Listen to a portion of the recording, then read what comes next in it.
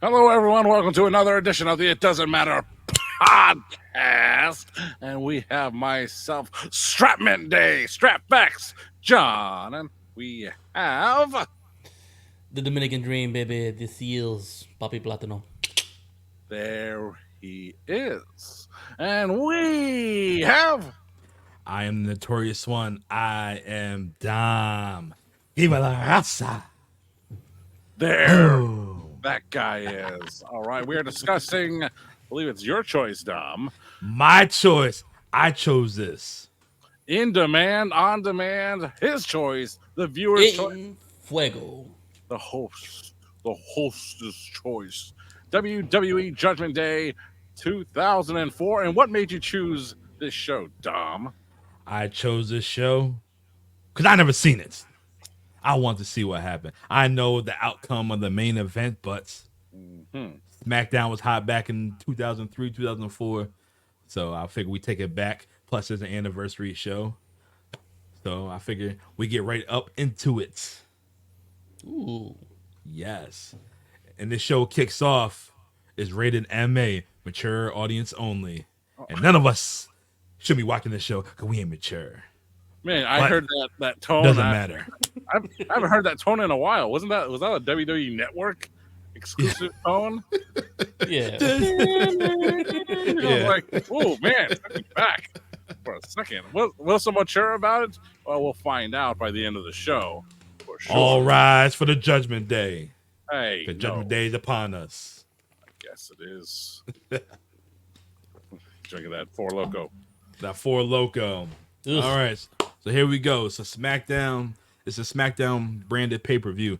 And I missed the brand oriented pay-per-view. SmackDown have theirs, Raw have theirs, and they meet I up agree. in the middle. I missed that. They should the bring build, that back. They should. The build was crazy. I mean, you got I don't know. two titles, Yeah. both sides, two champions. You don't have one dominant one like Roman Reigns anymore. You might as well just, hey, go with one brand, build a story, and then do the other one. Yeah, I don't know like much about the undercard, like the stories behind it, but I know the main event, which we will get to a little bit later. But we're gonna kick it off. SmackDown pay-per-view. It takes place in Hollywood in the Staples Center, home of Kobe Bryant, the Lakers. Was he the one on trial Unfortunately. at the time? Where As AW at? As mentioned on commentary, as mentioned on WWE commentary. Yep. Yep. All right. So we got the GOATs, Michael Cole and Taz on the announced team. Wait, didn't somebody get fired for that? Like after that point, or was it a couple of years later for making a comment about what went on with Kobe? AW, Abraham Washington. He was like, we up here like Kobe in Colorado. Oh. No, keep going. I don't know that part. You don't know that part? No, Can I do I don't it? want to. No. Go ahead, do it. Do it. I'm like Kobe Bryant in a hotel room. Unstoppable! Oh my god. Yep. You're fired. I love A&W. Root beer, that is. Yep. Yes, me too. All right, so our first match is a Hall of Fame worthy tag team match. We have the Dudley Boys taking on Rey Mysterio and Rob Van Dam. Guys, this was a fun match, a good opening match. Platino, what do you think about this match? Honestly, I was surprised that that Rey Mysterio was the one that was the guy getting the hot tag instead of Rob Van Dam. Normally, I would think Rey would be the one fighting underneath, and then he would try to get the tag for Rob. But hey, the Dudleys again. You can't go wrong with a Dudleys match. They know how to do tag team wrestling, and for me, it was a perfect start to the night. Look at that kick. That one's from Harvard. Right The in other one the went to Yale. Yeah, but during this match, Bubba was vicious, man. He was tearing Ray up. I know that's not saying much because remember when Kevin Nash threw Rey Mysterio like a lawn dart? Everybody remembers that. Everybody remember that. But man, Ray, he got his ass whipped. Bubba was vicious. Bubba is smart, and he talked a whole lot of shit, and I love that about Bubba Ray Dudley. It makes you wonder why they never brought out the Bully Ray thing in WWE at that time. Maybe he didn't have it like in his mind yet, but if you say like a couple years back when he came back and he was like, "Hey, let me try that Bully Ray thing," and they're like, "No, we're doing the be a star. We don't do the bully stuff." I'm like, "Are you serious? Like some of the characters you have are big bullies. Hey, you gotta heal. The name in itself, Bully Ray. Seriously. Whatever." I guess he didn't want to make a star that wasn't his. Did I send you that? Did I send you all that video the other day of Bubba Ray wrestling Jimmy Uso? Well, the Dudley Boys versus the Usos. No, but I do remember that match.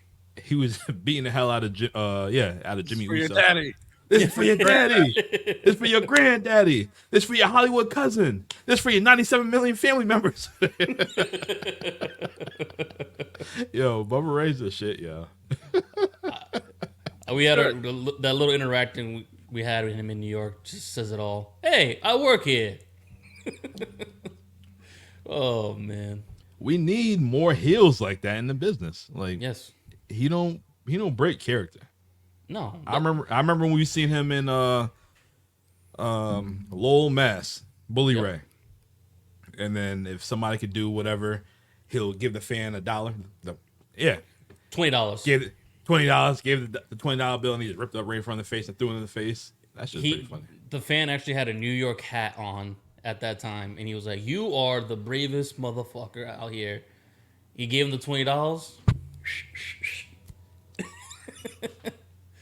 Oh man, that's heel 101, man. If you're gonna learn from somebody how to be heel, learn from Bully. Cheap heat. It works. wasn't cheap to me. It works though. Yeah, it cost $20. It was probably a fake one. I doubt it. He makes it. So it's a Obama dollar. All right, so back to this match. Strat, what do you think about this tag match right here between Rob Van Dam and Rey Mysterio and the Dudley Boys? You know, kind of like you, I knew the main event, not much about the undercard. So seeing this as the opening match, another great opening match for a pay-per-view, and I'm like, this is a highlight. I don't even know the rest of the show, but it's but by itself, it was like I said, it's a great opener, a lot of action, and you see a lot of familiar faces there. Basically, the big stars from Raw. I guess they got drafted over to SmackDown there. Well, 3/4 anyway, and it was just a weird tag team. RVD and Rey Mysterio, Team 420, because 4 feet. And the combined size of their shoes is 20, Vince. But RVD and the Dudleys had much history together, and so they would work together well. And Bubba Ray Dudley's heel work was really good. And I was watching this with Nita, and it is fun watching it with non-wrestling people, non-wrestling fans. And I was glad to see Bubba doing heel work because it made it more entertaining, and that's what wrestling is about. Entertainment, and this was a very entertaining match. Definitely matters. All right, first question of the night, John. What? Now, we know the Dudleys eventually split, and Devon was on SmackDown, became Reverend Devon. Was this before or afterwards? This was afterward. This is their reunion. I mean, okay. They were. It's funny. They were not split apart for very long. The draft was in April of 2002, probably while still the World Wrestling Federation, and they reunited at the Survivor Series at MSG that November 2002. So they weren't separated for that long. Reverend Devon and singles Bubba Ray did not last very long, but you could see how much impact they had and how much angles and storylines meant at the time.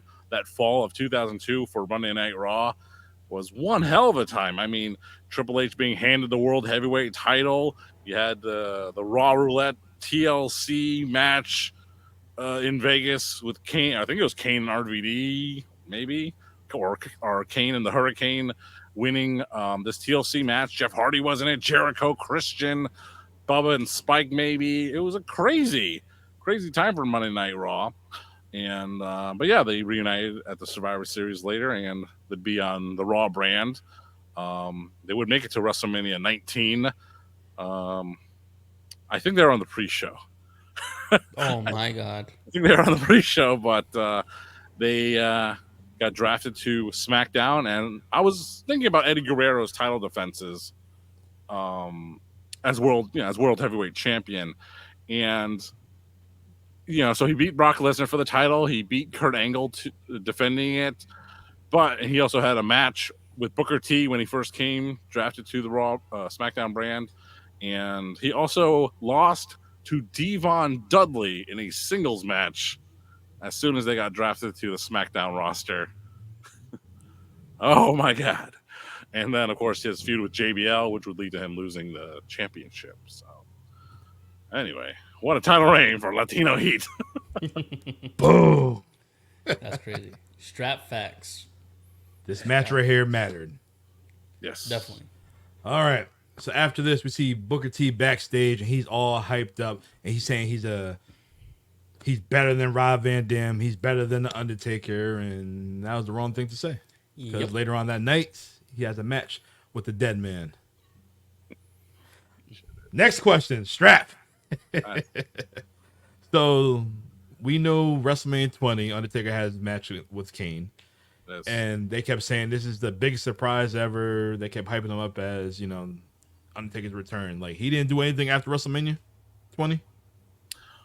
Yeah, that was a weird thing, wasn't it? Like, this is a special feature presentation featuring The Undertaker. And, man, when you really think about The Undertaker in 2004, he had a third, fourth, fifth career in the years to come after that, man.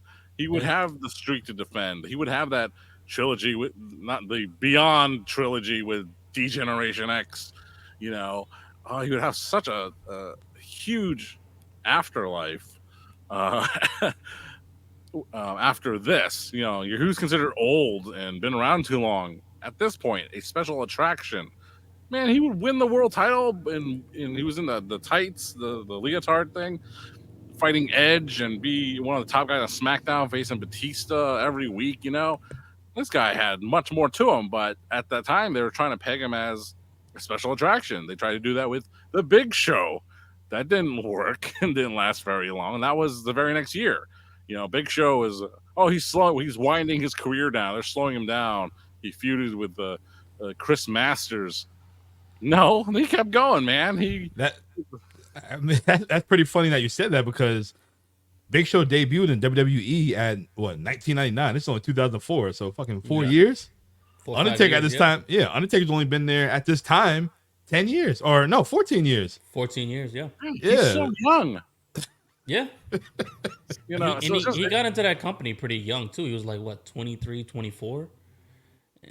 These guys, they haven't even hit their wrestling prime, which we would later find out that wrestler's prime is like 40, 45, damn near 50 now. Because when when you have such a high level character like that, you don't need to do all the moves that everybody's doing, that Action Andrade and all these other guys like the Bucks are doing. You just show up, do your 5 moves of doom, and call it a night. You're not getting paid by the move, you're getting paid by the character. So wouldn't that be something, getting paid by the move? Yes. Super kick. Oh damn, my wife's gonna kill me.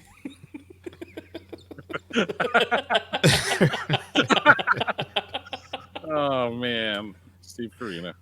Yeah. Oh. Final battle callback. Yes. All right. So after this, we see the Olympic gold medalist Kurt Angle. He's your SmackDown general manager. Strap, how did he become general manager? On how? Well, so in real life, Kurt Angle, he was perpetually injured. Perk Angle was perpetually injured all the time. So this was just another way to get him off, get him out of the ring, so he could, recover more. In storyline, I think Paul Heyman was ousted as general manager, got fired or whatever, and they were looking for a new general manager. And what do you know? Kurt Angle, fresh off his WrestleMania loss to Eddie Guerrero, screwing Eddie Guerrero, and as your new heel general manager. So I believe that is what happened. All right, now I'm just curious. So we see Luther Reigns push out this big block, whatever, and Kurt Angle came up through bottom of it, and he's in his wheelchair with both legs out, and ugly ass wheelchair. Michael Cole's like, look at that red, white, and blue wheelchair. I'm like, I don't see it. They didn't turn around. I'm like, so he's wearing a French. French flag for it. Yeah. Got from Rene Dupree. All right, so Kurt mentions how Eddie stole the title from him at WrestleMania, and then after this, he blames Torrie Wilson for whatever reason, for some bullshit reason, and if she loses her match tonight, she is fired. So our next match, we have Torrie Wilson taking on Dawn Marie. Oh, I really paid attention to this match, and not for the reason you think.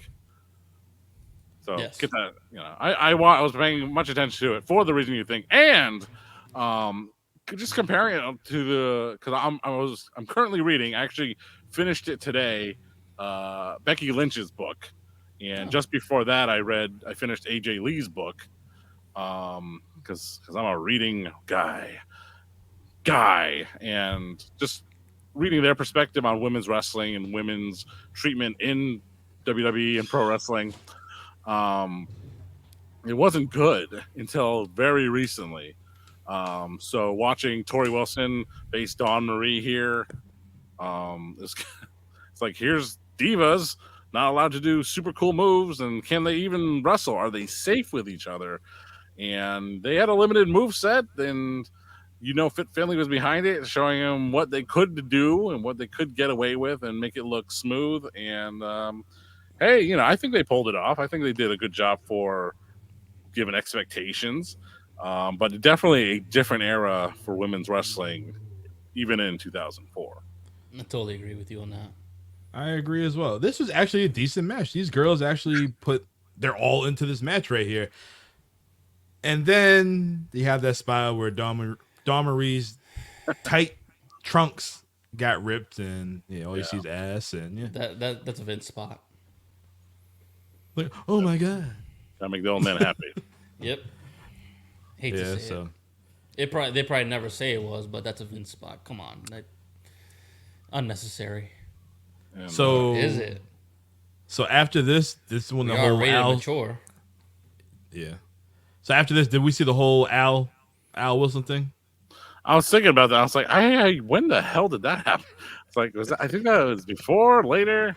That timeline, I don't know. I mean, I think they would have mentioned it if freaking Dawn Marie had so much sex with Al Wilson that he had a heart attack and died. I think they would have mentioned that in this match. So I think it was still to come.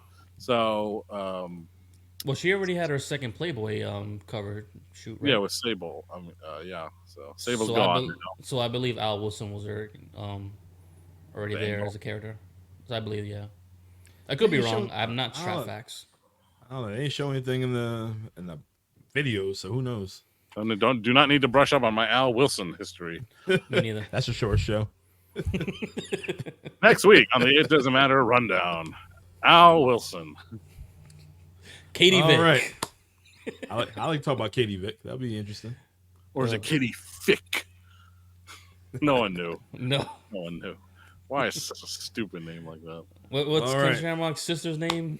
Ryan. Yep. That's right. So let's talk about a new superstar at this time who was supposed to be pushed to the moon, literally, and it never happened. So we have Scotty 2 Hotty taking on Mordecai. John, who the hell is Mordecai? He's Mordecai. Kevin Fertig. We would know him better in the next 2 years as ECW on Sci-Fi icon, the Vampire, Kevin Thorne. He would have a longer run as that character than he was in this character. And allegedly, they obviously put a lot of money into this production of this guy, the vignettes and the entrance and that stupid logo that looks like a big bad Beetleborg. Hey, that was my favorite show back then as a kid. Nerd! Damn right. But I was watching him wrestle in this match, and I didn't really see anything wrong with what he was doing. It wasn't terribly exciting, but neither was some other people on the show. So I'm not really sure what happened. Maybe it was too close to the Undertaker. Well, that was by design. They wanted Mordecai to be an illusion, not an illusion, but to allude to the Undertaker character, and maybe they, because Undertaker always fought these goofy guys, Yeah, I he just was. didn't. Yeah, They put him there to fight the Undertaker, but it never basically. happened. It wasn't necessary. This isn't the '90s. You're evolving, and your guys are getting smarter. I'm talking about the fans. They know what's going on and what's good and what's not. Some of us were just getting tired of this hokey shit as we're growing up. We grew up with Taker and Roddy and all them guys, and yeah, that was fun and nostalgic. But as you get older, you want the real stuff. You want to know what's really being made and how to make damn food. So don't give me that crap. So at this time in 2004, they wanted darkness versus the light, which we never happened. But in 2011, it happened at WrestleMania 26, darkness versus the light, and the light got retired by the dead man. Hey, Rose, you say you want to talk about Shawn Michaels? There you go. I talked to you earlier. You say you want me to talk about Shawn Michaels. I can't help. Every time I reference Shawn Michaels, he loses. Ooh. Can you really be Mr. WrestleMania if you always are the loser? I'm glad that L's pointing the right way. Damn right. I told Rose that before. I said, yo, he might steal the show and have phenomenal matches. He's not Mr. WrestleMania. His record sucks. What's he got, like 6-3? 6-3, my ass. He like 6-12 or some shit 13, like that. 13. Some 13. shit. All you need Man. is one good win, and he had that against the Hitman, Bret Hart. Fuck. That was terrible. There was nothing about no damn sudden death. Yeah, he got screwed again. Damn Exactly. McMahon. You screwed me in the WrestleMania. You screwed me in the cage match. You screwed me at Survivor Series. Now, I'm going to screw you in court. Getting the curtain early. Someone's not a fan. I'm glad I was able to just get that in there. Oh man. I told you I was going to make that show up before. We'll get into the Brett and Sean thing again Definitely. another time. But all right. So I wanted to say this, John. Mordecai, he had a better razor's edge than your boy Damian Priest. It was a good razor's edge, yeah. Wow. And I'll give you this because it was his finish that worked. Yeah. I hate when guys use that move and don't use it as a finish. That is not. What's Priest's finish? That choke slam shit? Hey, he won the world title with it. South of Heaven. South Choke of- slam. Oh no. Yeah, is it South of Heaven? Yeah. He used to use the crossroads. Yeah. Ah, yes. Yep. Yeah. And then Cody came and I can't do that no more.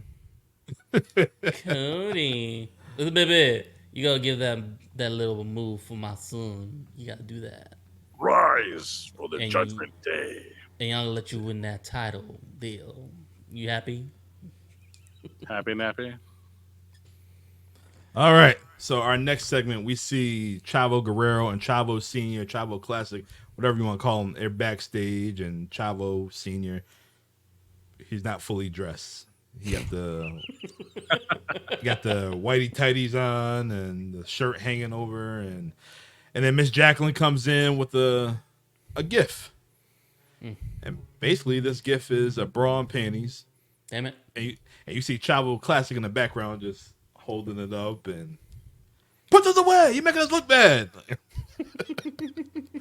It was pretty funny. Man, seeing Miss Jackie right there, man, just another wasted talent that would have thrived in this era right now. Women that can wrestle were tough, badass bitches. That's that girl back in the day. First of all, she wouldn't want you to call her a bitch. Well, you know that. But you can't say it was wasted talent because she's before her time. That's true. That is true. Just like Alundra Blaze, Medusa, whatever you want to call her.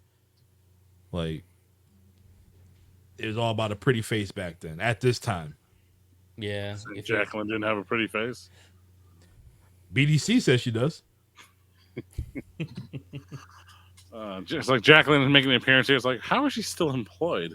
Um, they'd have that Black Friday, Black Monday, whatever they want to call it, where they fired a bunch of people, including her, and she would go to TNA and manage America's Most Wanted and Cowboy James Storm for a very long time.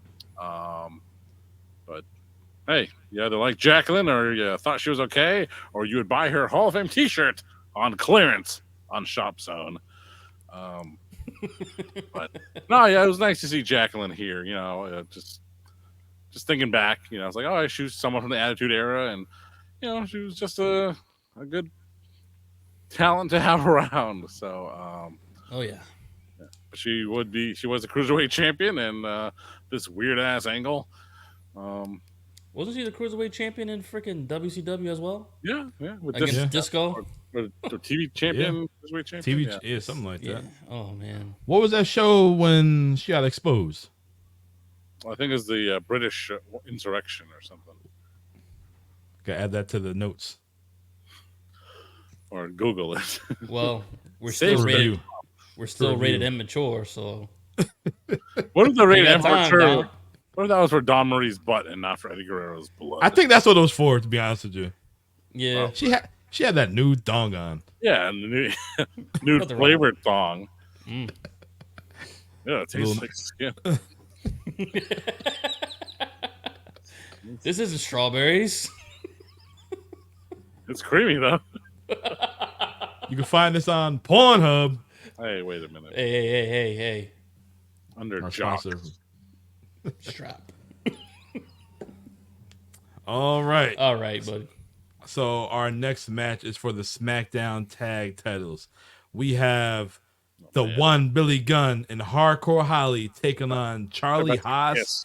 and Rico with Miss Jackie. I gotta say with a question mark, man. Yeah. Rico? Because I'm curious, how the hell did this team form of Charlie Haas and Jackie, or Charlie Haas and Rico? It was just a random one, and they won. The story is they won their oh god.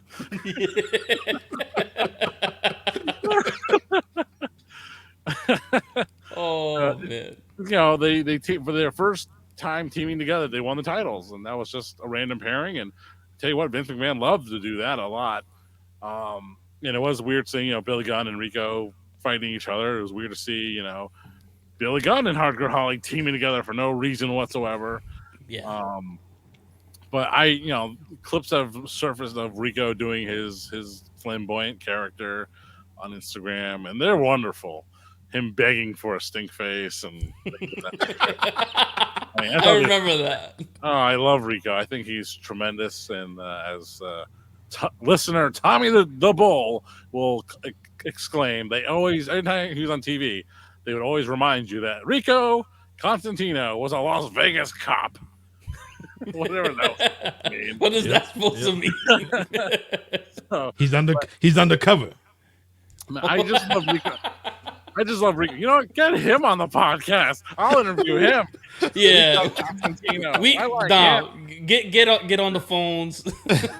Producer in the background. We need to talk to Rico. I really liked his work, man. I was a big fan of Rico's, and I liked what he was doing. And eventually, Vince got tired of it, like he does with most of things of that nature, and they got depushed, and he probably got fired the same time Jacqueline got fired too. So He was actually really talented for what Yes. he did, man.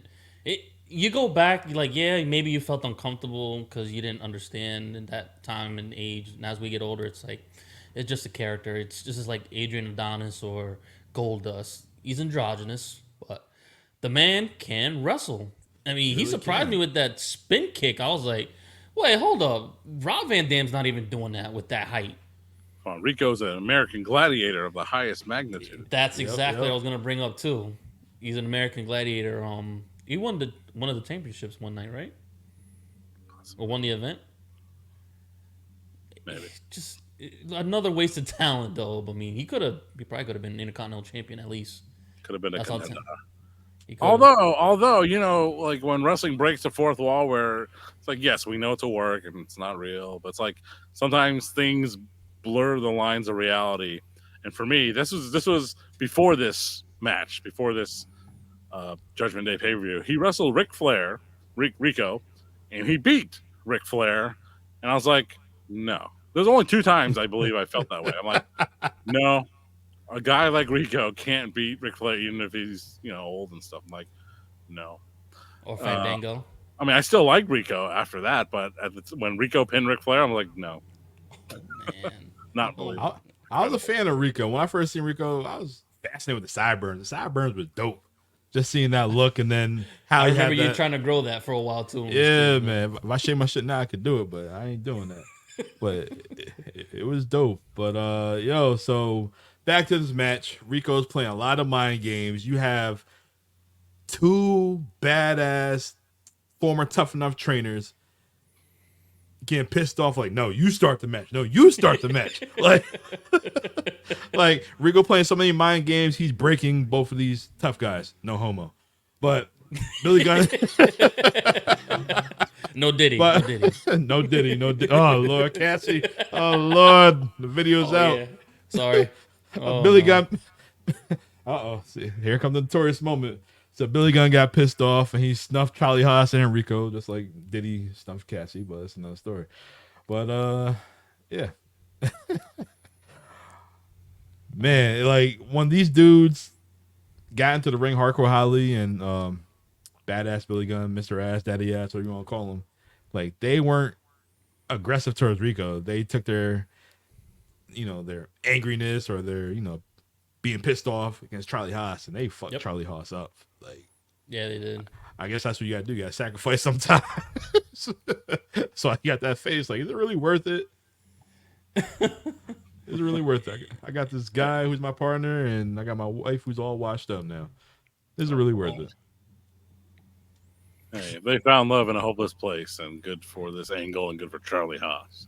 And it's crazy because Rico is not one of those intimidating guys that's like strikes fear into you. You're just uncomfortable with him because of the way he's wrestling with you, because of the mind games. It's like, what do? You like you said, they're 2 tough guys. They want to tussle and mess around, but when Rico would get in there, it's like, oh, come on, dude. Don't do that. Don't grab my cheeks. Don't. Rico had hardcore and a waist lock. He was really getting the momentum there. Oh man. Yeah, he grabbed Mr. Ass, and Mr. Ass got mad. He's not a grab man. Oh man. So Rico with the super kick, and they get the win. I would say this match mattered, man. This was actually a really good match compared to what I was expecting. I was thinking it was going to be a shit show, but it came out to be better than what I thought it was going to be. And the surprises with Rico's athleticism, that really, like, okay, let me go back and watch this guy a little bit more. I enjoyed it. It was an entertaining match, entertaining segment. Yeah, if you could tolerate the homosexual jokes, innuendos and whatnot, then yeah, it's cool. But it is what it is. It mattered to me. What about you, John? It definitely matters. Unlike Abel there, when he saw this match lineup, I didn't think, oh, I don't know about this. I was very excited to watch it. It delivered, and it gave me whatever I wanted out of it. And as for Charlie Haas, he would actually team with Hardcore Holly. I don't even know when. Maybe the next year. What is going on? It didn't matter. But yeah, it was just a unique match, seeing people people you used to know, and people you will want to know many years down the line, Daddy Ass. And no, it was just fun to watch Rico, my old friend Rico, and Charlie Haas in a fun match. Yeah. I'm going to try and get Rico on the show. I'm going to see what I can do. Just remember, he's a Las Vegas cop. Yes. That's all you need to know. Are you saying WrestleMania? Go find him? I don't think he does those I haven't seen his name on those WrestleCon things, so I don't know. Nah, I haven't seen him either. That'd be interesting, though. He might be security or a cameraman like Sim Snooker. Oh, jeez. Or a target. Oh, no. I know where you're going with that, John. All right. PJ doesn't So do research. PJ better show up. That's all I know. You put that down payment on Mr. Polacco? Find out Tuesday. Horsepower Cigar Lounge and Barn. Lounge, whatever you want to call it. The We will Horsepower see. Cigar Lounge in Yes. Montville, Connecticut. And stable. Yes. Oh, Jesus. All You right. go there more than me, and I know the damn tagline. Oh, boy. Think about Rico. Super Tuesday. Must be. Oh, he looks so innocent right there. Yes. Poor guy. All right. So after this, we get a backstage segment of the Undertaker and Paul Bearer, and Paul Bearer said, "This is your Judgment Day," and Undertaker, like old school, rest in peace. Doing the same old shit. One more time. And you know what? It works. Yeah. Sure. But our next match is for the Cruiserweight title. We have Jacqueline taking on Chavo Guerrero. And the stipulation of this match is Chavo is supposed to have one hand tied behind his back. You know, this match would be very easy to dismiss, but Jacqueline's is a professional. Chavo is the ultimate professional. It's why he's had such a long career outside of WWE. I mean, he is a Guerrero after all. But yes, he did wrestle with one arm tied behind his back, and he did a really good job. I thought he did an entertaining match with that handicap, even though Chavo Classic would help him get out of it, and he would cheat to win. Excuse me, but no, this match surprised me a lot. I thought it was really entertaining. It's something I would skip, honestly, but I did watch the whole thing as it was presented, and it's very entertaining. So it does matter, this match. I totally agree. Yeah. I totally agree. It definitely does matter because I was like, all right, let's see how Chavo weasels his way out of this match, or weasels his way during the match. But he literally showed out and he slammed her with one arm, showing, oh, okay, I got muscles, I got the juice. He was duffing her in the corner. He's doing everything he had to do. But, typical Guerrero, you got to cheat to win. And Classic got in the ring and he untied his arm, but Chavo still sold it like he was still tied up. And when the referee was distracted, wham, right to the face. he just dogged her out. Oh, Lord. You can't be doing this shit no more. But Yeah, that's why I always feel uncomfortable in matches like that. Always do, bro. It's like you said. I was about to skip it, but I was just like you. I was trying to figure out where is this gonna go? How is this gonna play out? And sure enough, Chavo pulls out another win, doing a Guerrero thing, cheating to win. Like I said, I don't feel comfortable with women going against men, especially the size difference. It doesn't go for me. But Miss Jackie's a hell of a talent, and she can pull something off like that. So I give her props for that. And Chavo, the ultimate talent and wrestler, like you said. He's one reason why guys in Hollywood go to him for stunts, especially with wrestling. He's that dude, and he needs to be praised more than what he's been getting. So, like this match matters. It does matter. Yes. All right. So our next match is for the United States Championship. We have my man John Cena taking on Rene Dupree. Strap, you want to tell the people who Rene Dupree is? Rene Dupree, drafted from Monday Night Raw, used to be in a tag team with Sylvain Grenier and Rob Conway, the Con Man, former tag team champions. And, every match on this show, I know there's someone out there who probably loves this show, like up and down the card, because it was new. It was all new wrestlers, all new talent. We're not saying that they were all good or great. We're not saying Mordecai was a great idea or that Rene Dupree would settle out as a top talent in WWE or pro wrestling. or that JBL would be a success or not. We're not saying any of those things, but look at what they had and offered on this pay-per-view, not a TV show, and everything is new. It's different. You did not really see most of this the previous year. I mean, a cynical person like me might say it's because, well, you lost Brock Lesnar, you lost Goldberg, and you had to shuffle the cards around and get everybody here and there, and the town's getting older. But it's like, listen, look at what they're doing.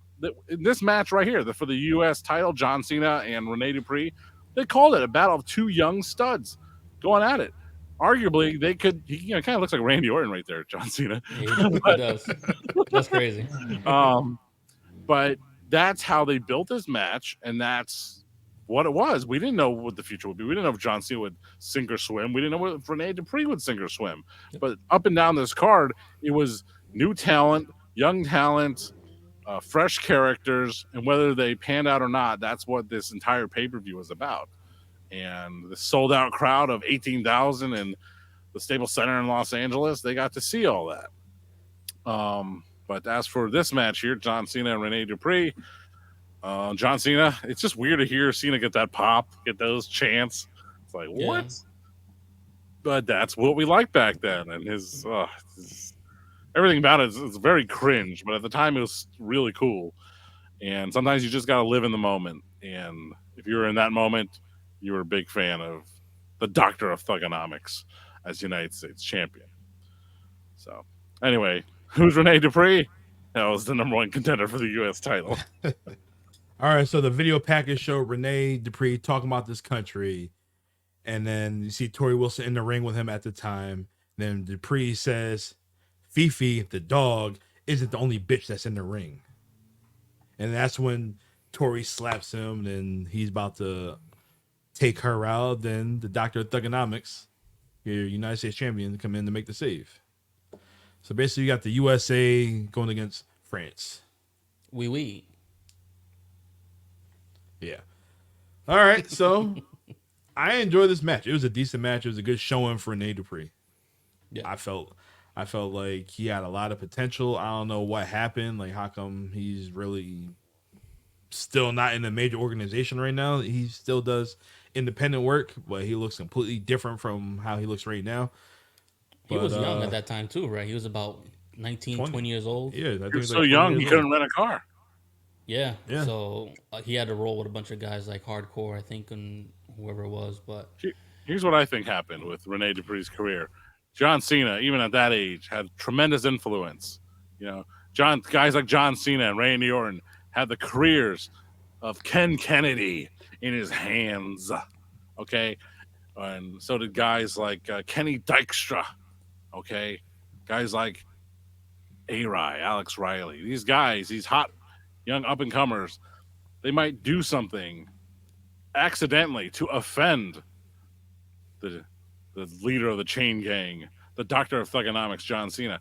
And the thing that set it up for me was John Cena going for a clothesline to, knock Rene Dupree out of the ring over the top.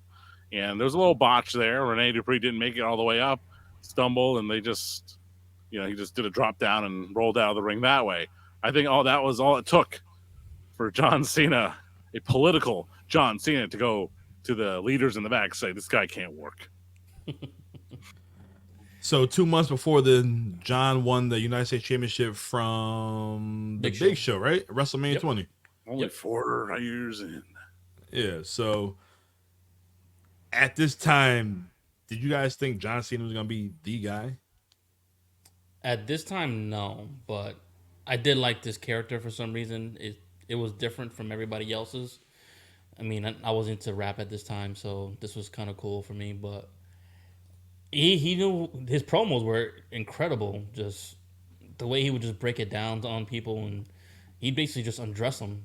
No diddy, but yeah, and just make them look like idiots, and you couldn't stop it. Especially now, when they were saying, when Cena had that run as a babyface for so many years, oh, we should have turned him heel. If he had turned heel, he would have had a run damn near close to what Roman Reigns had as the tribal chief. He would have just shut down everybody, and everybody would have been even more pissed off that he's still the champion, because there's no way you're going to keep up with the promos that he had. the guy could wrestle. Yeah, he had his 5 moves with Doom. Maybe he looked clunky and it wasn't what everybody saw as like Randy Orton and Jericho and all the other guys, but he knew what he had to do. He had the promos. He was selling merch. He was doing all the Make a Wish more than anyone in the whole entire world. The guy was the stud, the man, so he earned it. Maybe we didn't see it because obviously we're not in the business and we don't know what's behind scenes. But when you do all that shit, that's why you're labeled as the GOAT. So you know what, Cena, you get that. You know what, Cena? You You get know what, that. Cena? John Cena making an appearance at the Norwich Town Mall. I showed up. The line was long as hell. I left. Really? Oh yeah, yeah. And he probably would have gave you an autograph if you stayed the whole time too. Well, yeah. I mean, his K&M All Stars. So sure, yeah, yeah. That's all right. All right. So the finish of the match is Cena throws Rene Dupree into the corner, and Rene tries to do one of them, basically jump over Cena. Cena caught him. F you, not no attitude adjustment. The F you, 1, 2, 3. John Cena's your winner, and this is the only mistake Dupree made, and that cost him the match. Yeah. So after this, Dupree wins a tag title later on because we see a video package of a new superstar approaching in the WWE, and his name is Kenzo Suzuki, and we mentioned him before. Them two had a tag match, and I forgot whatever show we talked about, but I can Kenzo remember Suzuki, Rene now. Dupree, Fifi, and what's her name? Hiroshi? Yeah. Something like that. It doesn't matter. It doesn't matter. Oh boy. But this next match does matter. It's a special attraction match. He's only been gone about 2 months. We get the Undertaker taking on Booker T. Oh man. And you know what? I love this match. Right? It was a good match because Oh boy. Booker T, he came out, he brought it to Undertaker. You know, usually any person you see approach the Undertaker, he Strikes backs up. fear yeah. He's scared. Nah, Booker T, weeks up before the match, he met with Miss Cleo. Miss Cleo said, "You gotta take something of his." So he went to the grave and he found some dirt and had it in a little Crown Royale bag, and he brought it to the ring, had them all hyped up, and he brought it to Taker. I hope he got his money back from Miss Cleo. That's why she. Never mind. R.I.P. Miss Cleo. Because what she saw in his future did not come to pass. Oh Lord. Seriously, but Oh, Booker, he brought it, man. Booker, yeah. he brought it. They was going back and forth, and I liked when when Booker threw the dirt in his face. Undertaker just looked at him like really? What are you doing? So you can see this is the different Undertaker. He got more of realness to him. He's starting to incorporate the whole MMA thing at the time, right? Yeah. Because I don't know what that hold was that he had Booker T in, because that wasn't the Hell's Gate. No, it wasn't. It was, what the hell was it? I should have took a look at it. I should have put it in my notes, but he wasn't using MMA style moves before, so this was like adding on to his character and adding on to the evolution of the Undertaker. He was starting to go into he didn't get into leotards yet, huh? So I'm looking at the picture. Stop looking at his crotch. Stop it.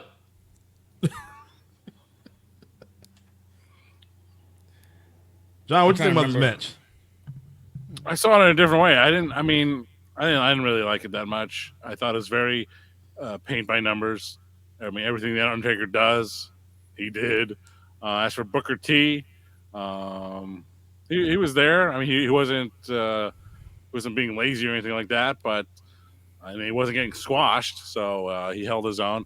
But I just thought the match was very plain and didn't really excite me too much. I was hoping to get a little more out of these two legends, these two main eventers, these two Hall of Famers. but it just didn't do it for me. So I didn't really like the match that much. You know, one thing I at this time I did not like. Yeah, Undertaker, he was gone. He went from Big Evil to Back to the Dead Man. And then I never liked when Michael Cole said old school. Vintage. Like, Oh like, yeah. like he never had a name for the move when he walked on the rope. Like, I just hated old school. Like, just the name itself. And you can tell Vince is in there, his ear. Vintage Undertaker. Vintage. I'm like, oh, man. This is why we hated Michael Cole. Later to find out it wasn't him talking, it was Vince. Poor guy, man. That's why he's the GOAT. To deal with that and still be in the business. Jesus. You gotta do your job. Say it. Say it, goddammit. Say it.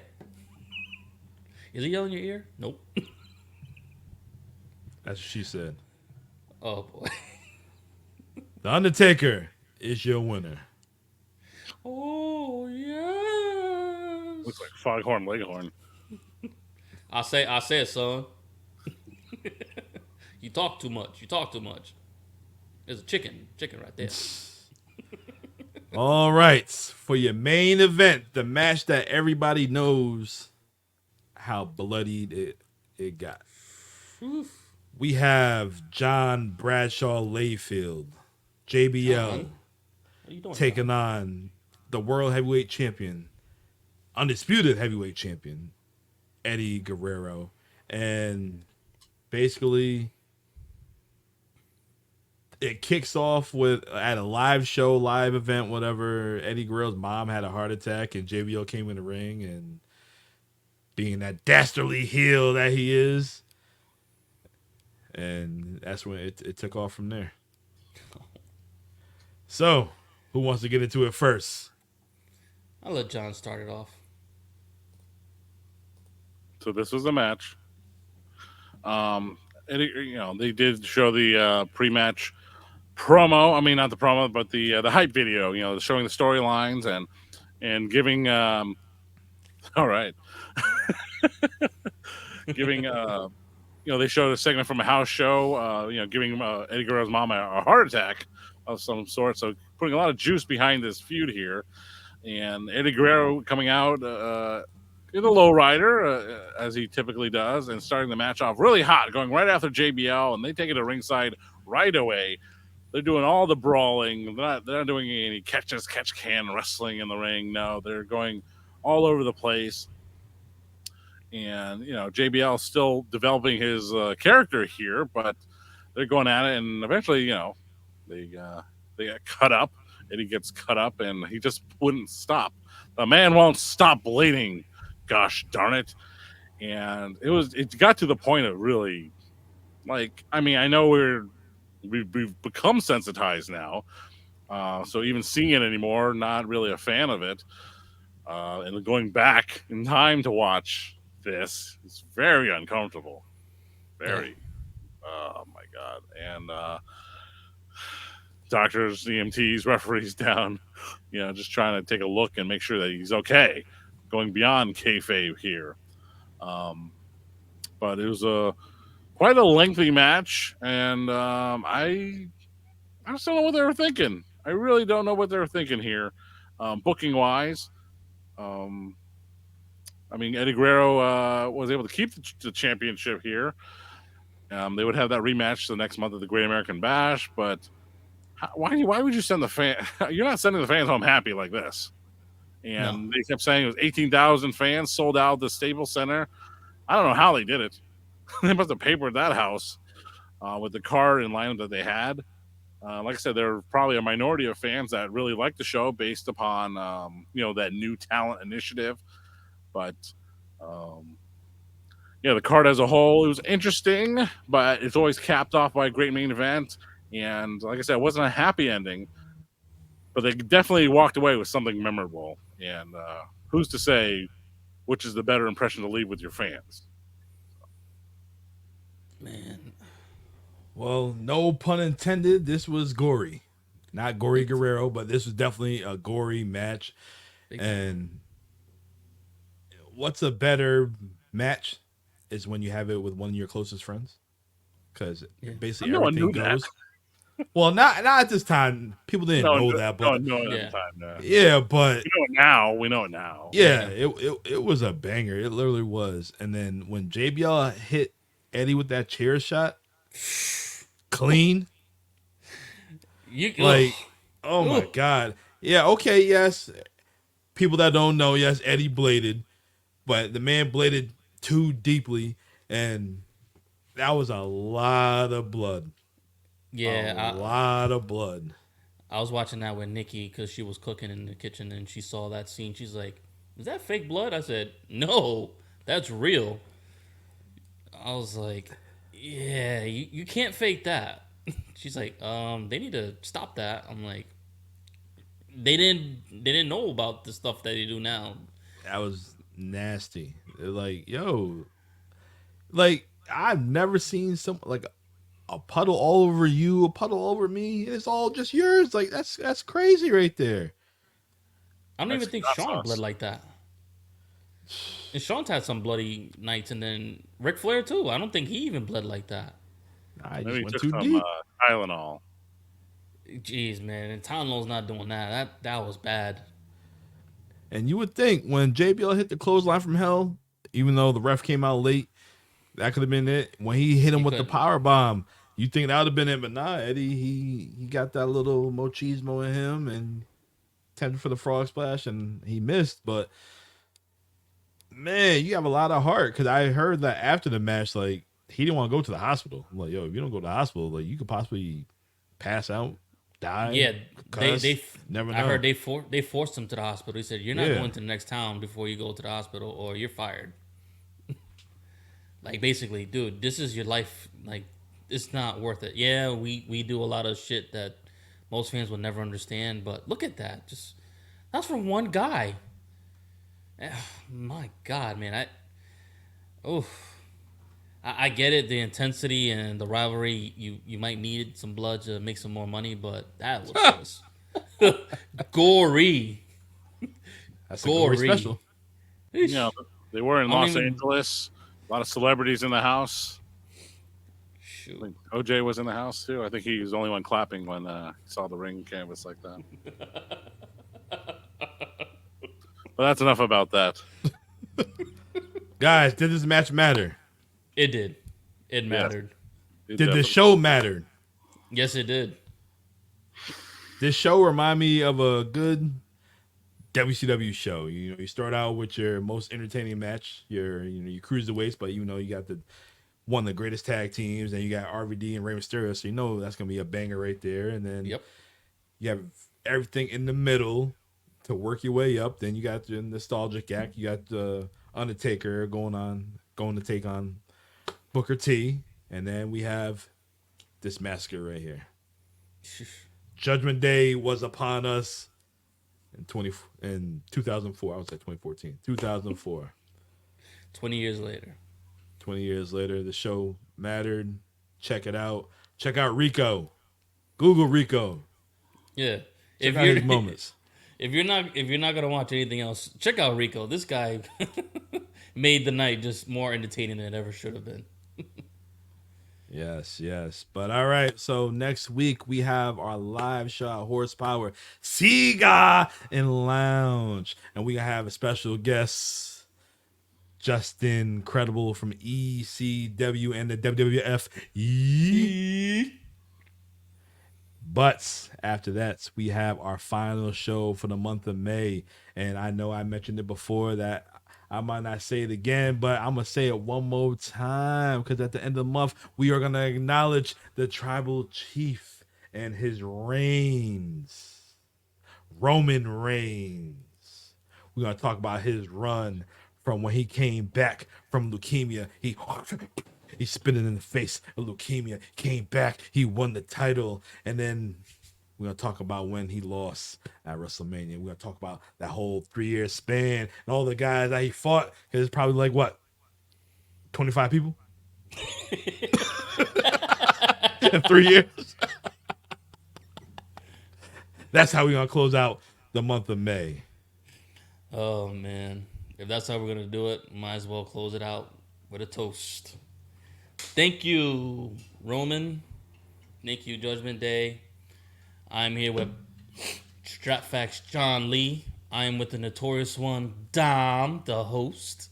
And I am the Dominican Dream, baby. This is the It Doesn't Matter podcast. Salute!